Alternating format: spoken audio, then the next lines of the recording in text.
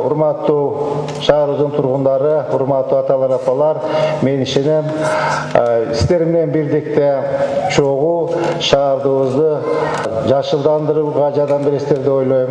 Анча-мынча биз бирге көрүнбөгөн маселелер болсо, мэриянын эшиги сиздер үчүн ачык, келиңиздер сиздер менен чогуу бололу. Ушу конуштун тургундары айтат, акыркы мезгилдерде бир аз биздин ушул аймакта иш жакшы болбой калды депчи. Сурооңуздар болсо мен жооп берүүгө даярмын. Жеңиш Бекшимов айткандай, ош пуш боло турган болсо, бир канаты мэрия, бир канаты шаардык кеңеш, биз биргеликте чогуу шаарды көтөрөбүз деген жакшы бир пландарды сүйлөшкөнбүз. Рухсат берсеңиз, суроо жооп өтсөк.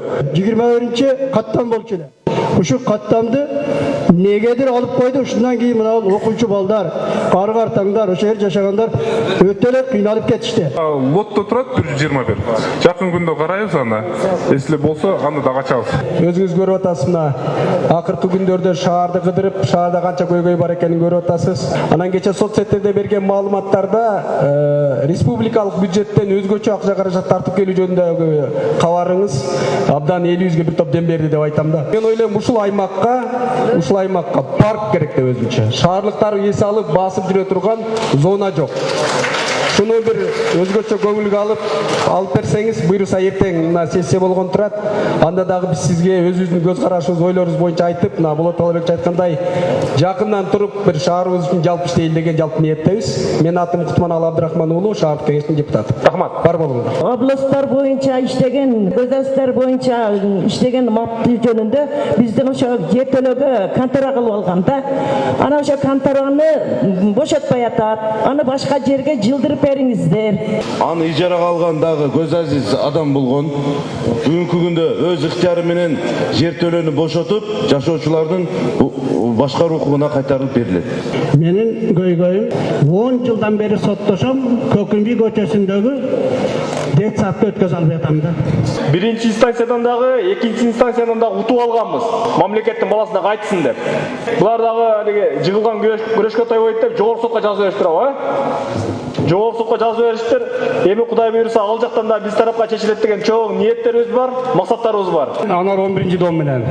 Яшин домдун ортосундагы 3 фалдык жерге асфальт түшүш керек эле. Ушуну бир кабар алып койсоңуз. Ошол жерде бурулуп кеткен эле жерде Ханурда ресторанын жанында. Ошол жерде асфальт кылып берсеңиз жакшы болот эле. Сизден ушуну өтүнүп суранам.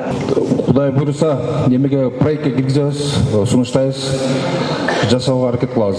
Кулатов микрорайонуна кирүүчү бир гана жол бар, машина менен кирүүчү. Араландын жолунан киребиз. Андан башка жактын баардыгын домдор тосуп алган. Лөлүнүн шаарчасындай кылып времянкаларды куруп алган. Урматтуу мэр, кайсы жерден көрдүңүз? Домго времянка улап алгандарды. Бир гана ошто бар ошол. Ушул көйгөйдү чечип берсеңиз, анан ушу ички жолдорду ачып берсеңиздер бизге. Ушуну менен сессияда 3-чү жолу айттым. Ал стоянканы жылдырып бериңиз, ноокат стоянкасы жылбай келет. Элдер мектепке өткөн жер всегда пробка. Карайбыз деп ал каралбай калып кетти. Круговой Барсбектен баштап ушул мынау Нирванага чейин азыр бизде иш-чара жүрүп атат. Жолдогу Ош Ноокат, Ош Баткен багытындагы автоунааларды, таксилерди айтканда тазалап атабыз. Ал жерден биз кубаласак, сиз айткан Анар домдун алдына, Западныйдагы домдордун алдына кирип жашынып ошол жерден жүргүнчүлөрдү алып кетип атат. Бул боюнча 2 ПМди атайын бөлдүк, андан тышкары мына участкойлор отурат. Участкойлорду бул боюнча жумушту жандандырабыз, иштейбиз бул боюнча. Азыр ушул жыйындан кийин сиз сыртка чыксаңыз, Поляс вообще каралбай калган. Ушул мектептин, ушул Төлөйкөн кичи боюнча эртемени адам аябай көп басат. Турник бар, бир турник алда турник кыйшыйып турат. Дээрлик биздин 70 мектептин бардыгынын тең спорт аянттары союз мезгилинен калып, бүт турниктери жанагы спорт шаймандары бар эскирген. Ошон үчүн биз 9 аймактык башкармалыкта 10 типовой мектеп, ушундай чоң мектепти тандап алып, эс ала турган зона, спорт оюн аянтчасы кичинекей балдар үчүн ойной турган зона жана башка кылып туруп, быйыл ошол бюджетке сунуштарды бердик. Бурса колдоп берсе, ошол маселе ишке ашып калат. Парламентте деле ошондой элемиз. Азыр деле Кудайга шүгүрсүз. 15 метр бери керек да, жылуулуктун жанында жашайм. 15 метр. Но бирок үй жылбайт. Биздин үйлөр так ысыбайт атышым. Жаңы жылдан так ноль болуп калды. 18 градустан ылдый. айткан отурсак ошого сизден мындай көйгөйүздү чечип бериңиз деп айтабыз. Эмне себептен биздин үйлөрүбүз сыбай атат? Электр энергиядан бизде өчүү бат-бат болгондуктан төлөкөн анар плата отказандар баардыгы электр отказан иштейт. Өчүп калатканда ушундай жылуулук сапаты жетпей калат.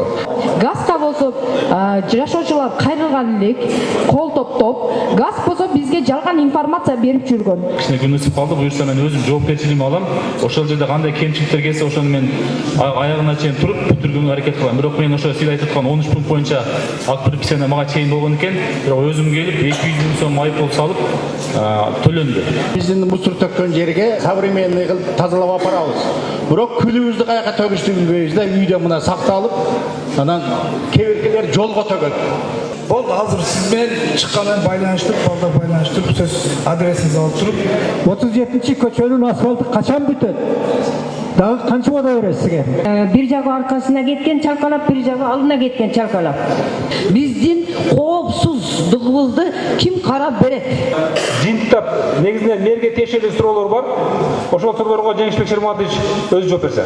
Бул жерде көйгөй аябай көп экен. Эң көйгөйлүү көйгөй бул жол боюнча. Урматтуу президентибиз Садыр Нуркожоевич айтты, 2 миллиард сом бөлүп берем деп. Сиз айттыңыз го. 2 миллиард сом бөлүп берем деди. Ошол ички жолдорго дагы сүйлөшүп, ар бир маптан 2-ден 3-төн көчөнү асфальт жасашка аракет кылабыз. Андан башка Кече Камчыбек Кылычбаевич Ташиев дагы айтты, ошол Ош шаарына спецтехникага 500 миллион сом бөлдүрүп берем деди. Балдар ойноочу жай боюнча быйыл азыр бюджетти пока кабыл ала элекпиз. Ушу балдар ойноочу жай боюнча дагы ар бир мапка бир 5тенби депутаттар менен, урматтуу төрагачтар менен кеңешели. Бюджетке карап, ар бир мапка бир 5тен балдар ойноочу жайды жасасак. Урматтуу шаардын тургундары, урматтуу ата энелер, кичине сабыр бир 6 ай срок бериңиздер, иштеп көрөлү. Мен билем көйгөй абдан көп. Поликлиника проблема, жол проблема, садик проблема, балдар ойноочу аянчалар проблема экен. Ошону чечишке аракет кылабыз, урматтуу туугандар. Улуу Ош шаарына келип отурасыз. Эл менен бирге болуңуз. Ишиңизге ийгилик, бала чагаңыз үй бүлөңүздө тынчылык болсун.